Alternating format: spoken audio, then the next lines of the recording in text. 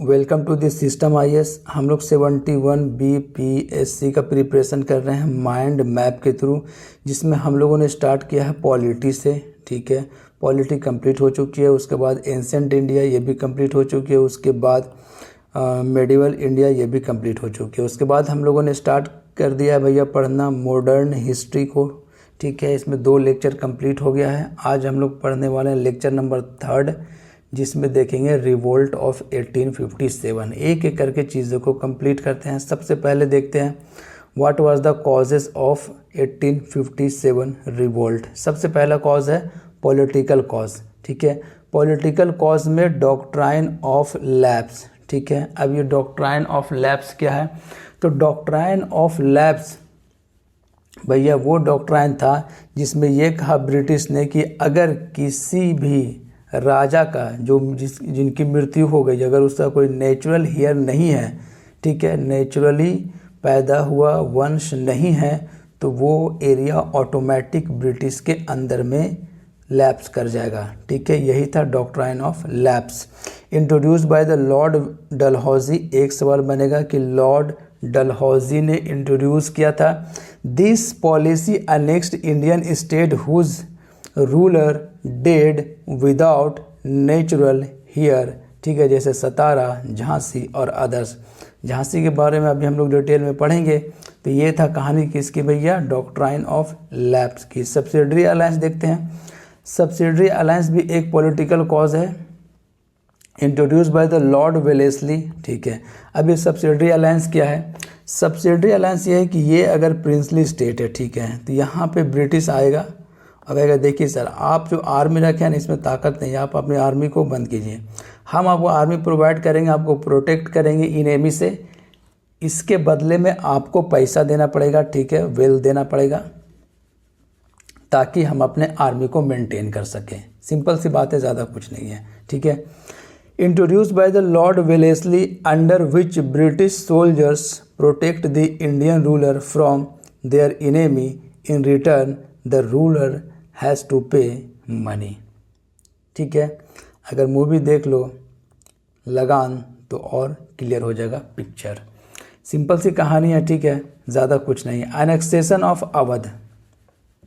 ठीक है, अब एनेक्सेशन ऑफ अवध की क्या कहानी है? इन 1856 Awadh was annexed in the ground of miss governance. ठीक है, मिस गवर्नेंस को बेस बनाकर ये पहला ऐसा एरिया था जिसको एनेक्स किया जाता ब्रिटिश की तरफ से। ठीक है, ये एक्सेप्टेबल नहीं था बहुत सारे लोगों के नज़र में।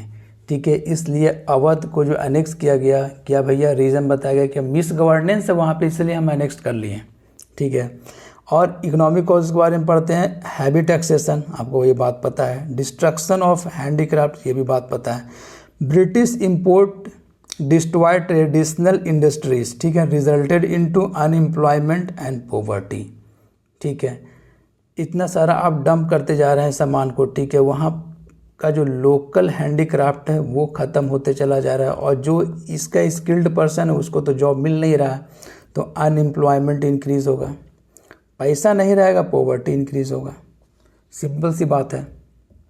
आगे चलते हैं। ड्रेन ऑफ वेल्थ की कहानी, आपको ये बात पता है, दादा भाई नौरोजी ने दिया था कि भैया ड्रेन ऑफ वेल्थ का कॉन्सेप्ट, कि यहाँ से इंडियन वेल्थ जो है ट्रांसफ़र कहाँ हो रहा है? ब्रिटिश में हो रहा है। ठीक है, इकोनॉमिक एक्सप्लॉयटेशन हो रहा है किसका? इंडिया का। आगे चलते हैं और पढ़ते हैं हम लोग। ठीक है, कॉजेज़, सिंपल सी बात है, जैसे ही सवाल आएगा एमसीक्यू आपके दिमाग में तुरंत क्लिक करेगा। सोशियो रिलीजियस कॉजेज़, इसमें क्या क्या है? इंटरफेरेंस इन सोशल कस्टम। ठीक है, सोशल कस्टम में इंटरफेयर करने लगा ब्रिटिश, जैसे एबोलिशन ऑफ सती। भैया सती इज़ ए पार्ट ऑफ, ठीक है, ऑफ द हिंदू कल्चर, आप उसमें इंटरफेयर कर रहे हैं और सती को आपने एबोलिश कर दिया। Legislation of window remarriage act, देखो ये सारा काम अच्छा है, लेकिन उस वक्त का जो इंडियन सोसाइटी था, अब उन लोग के आप काम में, उन लोगों के कल्चर में अगर आप इंटरफेयर कर रहे हो तो खिलाफ में जाएगा ही जाएगा। एम्फेसिस ऑन वीमेन एजुकेशन, ये सब था जो इंटरफेरेंस था किसके तरफ से? ब्रिटिश की तरफ से इंडियन सोसाइटी में। आगे चलते हैं और देखते हैं भैया फियर्स ऑफ रिलीजियस कन्वर्जन, सबको क्रिश्चियन में कन्वर्ट कर दो, यही उसका मुद्दा था भैया ब्रिटिश का, ठीक है। रेशियल डिस्क्रिमिनेशन, रेशियल डिस्क्रिमिनेशन होता है कहाँ भैया, मिलिट्री सर्विसेज में, सिविल में, ये सब में रेशियल डिस्क्रिमिनेशन किया जाता है। मंगल पांडे मूवी, उसमें क्या कहानी है, इंडियन जो आर्मी है उसके साथ अलग ट्रीट किया जाता है और जो ब्रिटिश आर्मी है उसके साथ अलग ट्रीट किया जाता है। आगे चलते हैं, मिलिट्री कॉजेस में है भैया ग्रेस्ट कार्ट्रिज इंसिडेंट, आपको ये बात पता है और ये इमीडिएट कॉज भी है।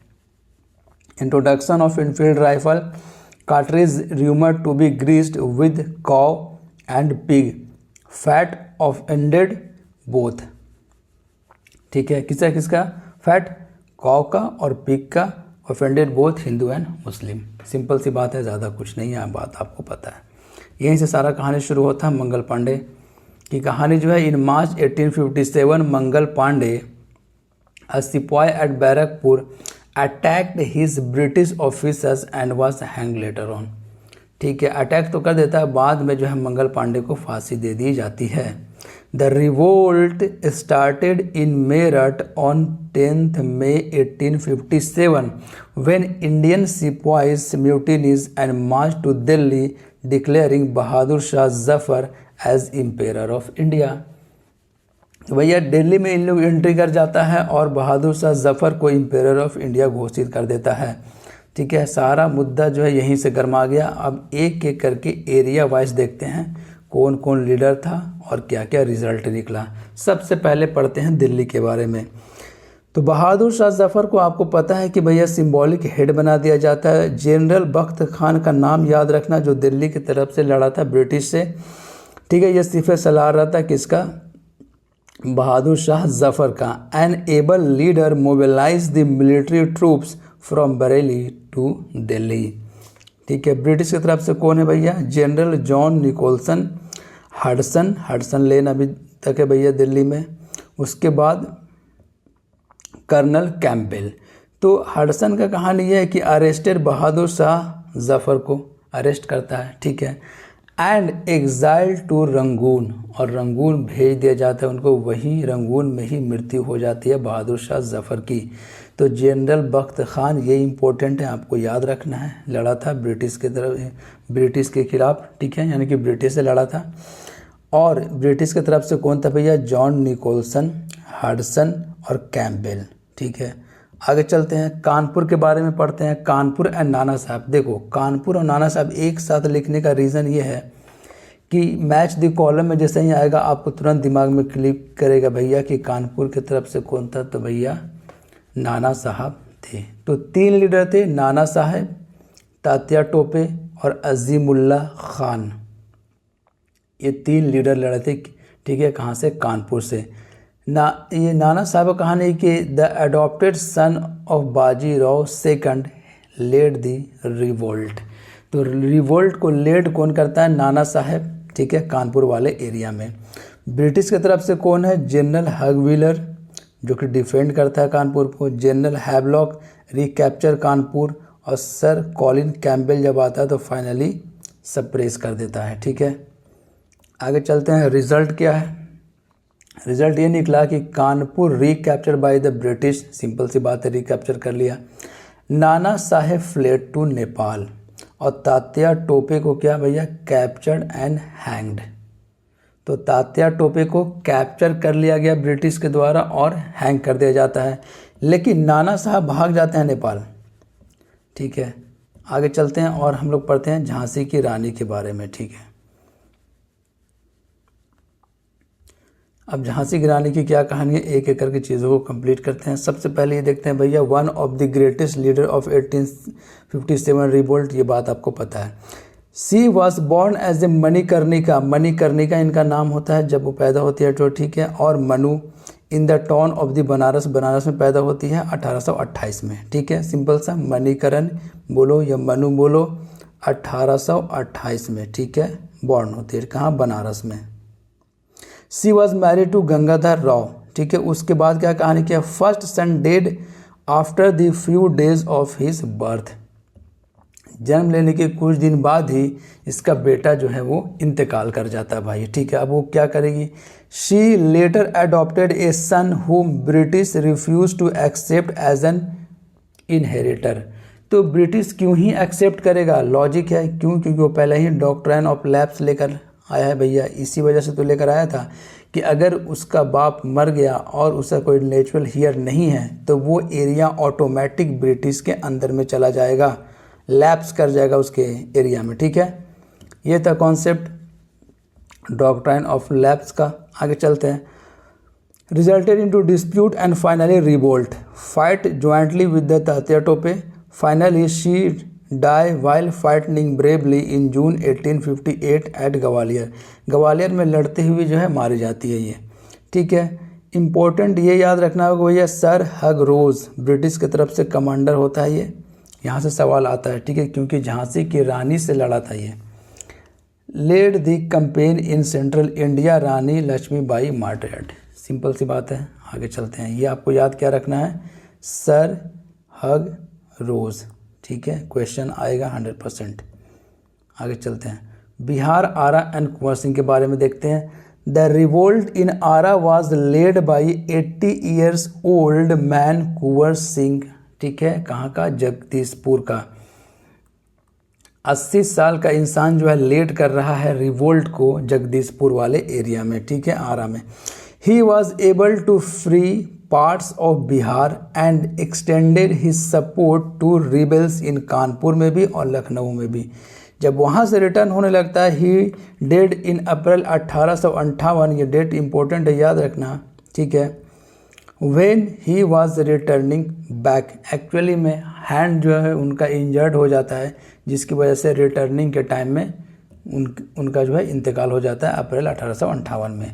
लखनऊ के बारे में देखते हैं भैया। लखनऊ अवध वाले एरिया, बेगम हज़रत महल, ब्रिजेश कादरी को जो है इसका जो बेटा होता है उसको नवाब घोषित कर दिया जाता है। और ये बीवी किसकी है भैया, वाजिद अली शाह की है। सब कुछ लिख नहीं सकते हैं, सिंपल सा एग्जाम पॉइंट ऑफ व्यू से क्या रिलेवेंट है वो बात को पढ़ते हैं। Awadh become major rebel centre, ठीक है। British residency besieged for 87 day, 87 days तक जो है वो ब्रिटिश रेसिडेंसी को इन लोग सीज करके रखता है, ठीक है। अब यही सीज के टाइम में ही सर हेनरी लॉरेंस को मार देता है, ठीक है।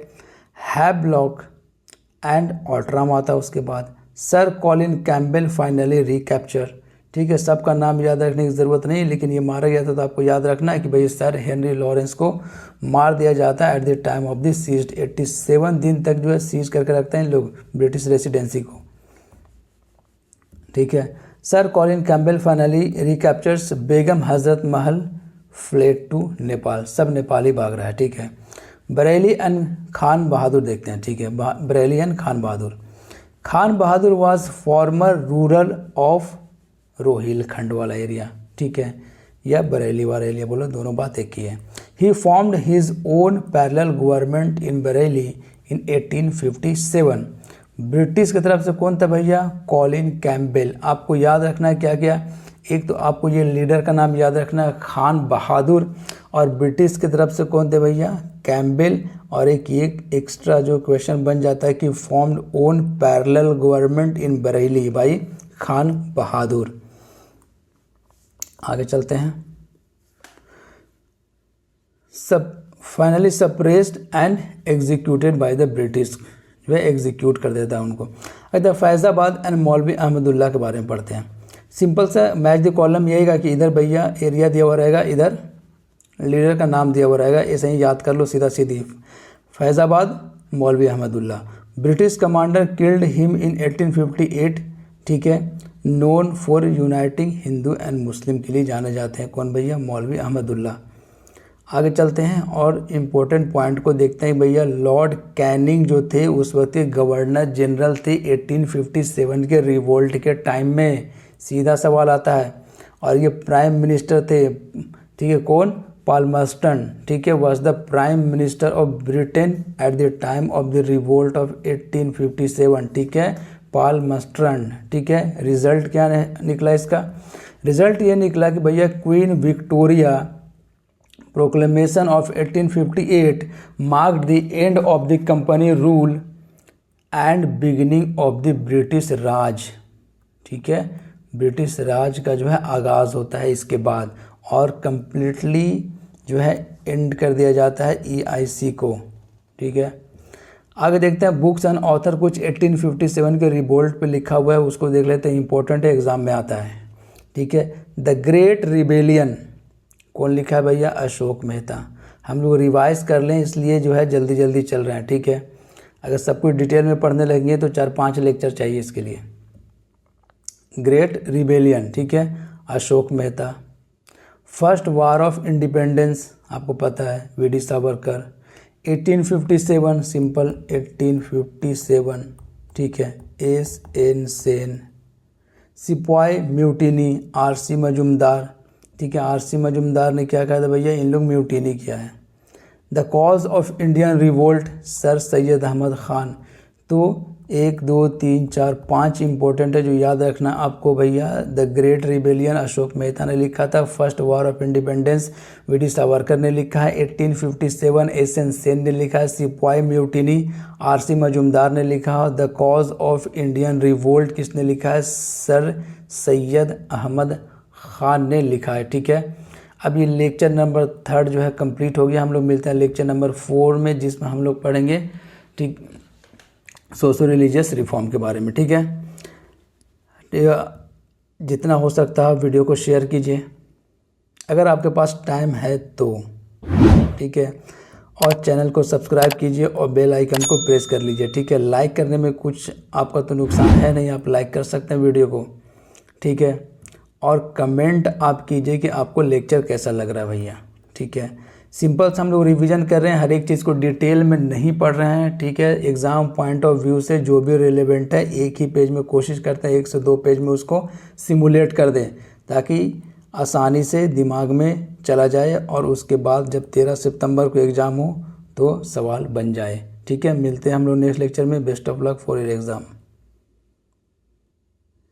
इसका अगर आपको PDF चाहिए तो PDF आपको मिलेगा टेलीग्राम चैनल पे, और टेलीग्राम चैनल का लिंक जो है वो आपको मिलेगा चैनल के डिस्क्रिप्शन बॉक्स में भी मिल जाएगा। ठीक है, और वीडियो के डिस्क्रिप्शन बॉक्स में भी मिल जाएगा। ठीक है, वहाँ से जाकर आप चैनल को ज्वाइन कर लीजिए।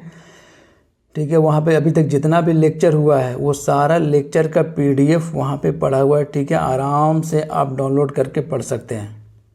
ठीक है, best of luck for your exam. ठीक है, चैनल को आप सब्सक्राइब कीजिए। ठीक है, और बेल आइकन को प्रेस कर लीजिए, जैसे ही न्यू वीडियो आएगा आपको नोटिफिकेशन मिल जाएगा। ठीक है, अगर आपके पास टाइम है तो आप वीडियो को शेयर कीजिए, इससे ज़्यादा तो और कुछ डिमांड नहीं है। मिलते हैं हम लोग नेक्स्ट लेक्चर में। Best of luck.